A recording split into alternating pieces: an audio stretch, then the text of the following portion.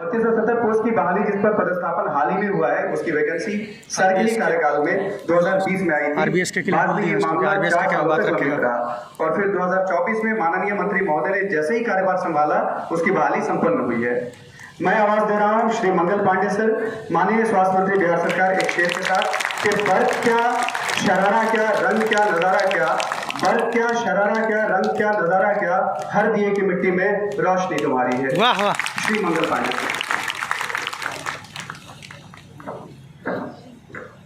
TB college Patna के 98वें स्थापना दिवस समारोह के अवसर पर आयोजित इस कार्यक्रम में इस महाविद्यालय के प्रिंसिपल मोहम्मद महफूजुर रहमान साहब, सुन्नी वक्फ बोर्ड के चेयरमैन जनाब इरशादुल्लाह साहब, मोहम्मद तनवीर आलम साहब, आयुर्वेद कॉलेज के प्रिंसिपल संपूर्णानंद तिवारी जी, अब्दुल बारी सिद्दीकी जी, यहाँ उपस्थित राजकीय तिब्बी कॉलेज के सभी फैकल्टी मेंबर्स, एचओडी, सभी पीजी यूजी के छात्र छात्राएं, हमारे शिक्षकेतर कर्मचारी जो इस महाविद्यालय में काम करते हैं, और आज इस स्थापना दिवस समारोह पर आयोजित कार्यक्रम में उपस्थित सभी भाइयों बहनों, मीडिया के साथियों, सबसे पहले इस महाविद्यालय के 98वें वर्ष पूर्ण होने के अवसर पर मैं इस महाविद्यालय के प्रधानाचार्य सहित सभी फैकल्टी मेंबर्स और सभी छात्र छात्राओं को, सभी कर्मचारियों को अपनी ओर से शुभकामनाएं और बधाई देता हूं कि 98 वर्ष आज इस महाविद्यालय ने पूर्ण किया।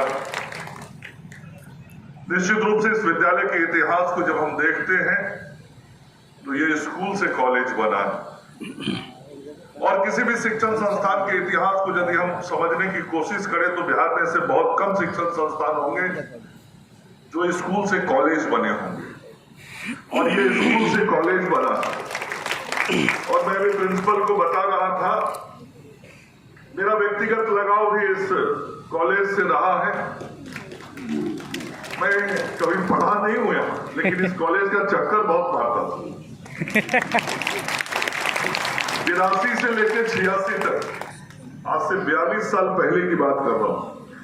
यहीं पे बगल में एक देवी दयाल उच्च विद्यालय, मैंने मैट्रिक वहीं से पास किया, तो 7वें से 10वें क्लास तक वहीं पढ़ाई की।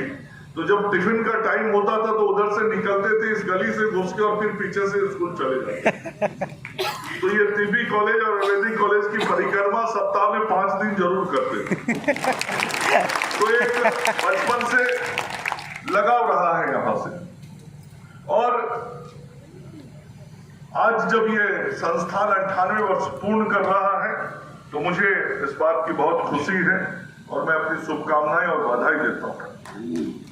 मैं आप सब लोगों को कहना चाहता हूं कि आज देश के मुखिया श्री नरेंद्र मोदी जी और इस राज्य के मुख्यमंत्री नीतीश कुमार जी, ये दो ऐसे शख्सियत हैं जो हमेशा से आयुष चिकित्सा पद्धति को बढ़ाने का काम करते रहे। Well done. हम सब जानते हैं अपने मुखिया नीतीश कुमार जी को, वो तो वैद्य के बेटे हैं। वो स्वयं कहते हैं भाषणों में, मैं तो पूड़िया बांधा करता था बचपन में, और उनका लगाव रहा है इस आयुष चिकित्सा पद्धति से। उसी प्रकार से आदरणीय प्रधानमंत्री जी,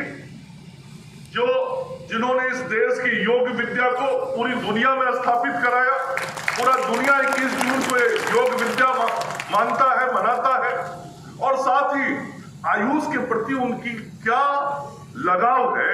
उनके प्रधानमंत्री बनने के बाद पता लगा कि देश में आजादी के बाद पहली बार आयुष मंत्रालय का गठन नरेंद्र मोदी जी ने किया कि इस क्षेत्र में होम्योपैथी, आयुर्वेदिक, यूनानी, सिद्धि, जितनी विद्याएं हैं, इन सभी विद्याओं को आगे कैसे बढ़ाया जा सके।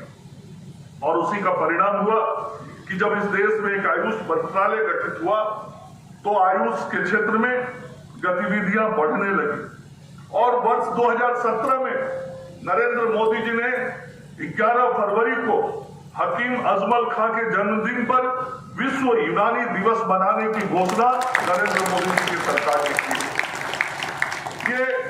ये दिखाता है कि जो भारत की सरकार, बिहार की सरकार, दोनों सरकारों की जो मुखिया है, किस प्रकार से इस चिकित्सा पद्धति और इस चिकित्सा व्यवस्था को बेहतर करने का लगातार प्रयास कर रहे हैं और उसकी केवल बेहतर पद्धति ही नहीं हो बल्कि उस पद्धति की स्वीकार्यता समाज में हो, इसके लिए भी प्रयास किए जा रहे हैं। और यही कारण है कि आज आयुर्वेद हो, यूनानी हो, होम्योपैथी हो, आज उसके अंदर मरीज जो होते हैं, जो अस्वस्थ लोग होते हैं, आज वैसे लोग बड़ी संख्या में इस पद्धति के अंदर आके अपना इलाज करा रहे हैं।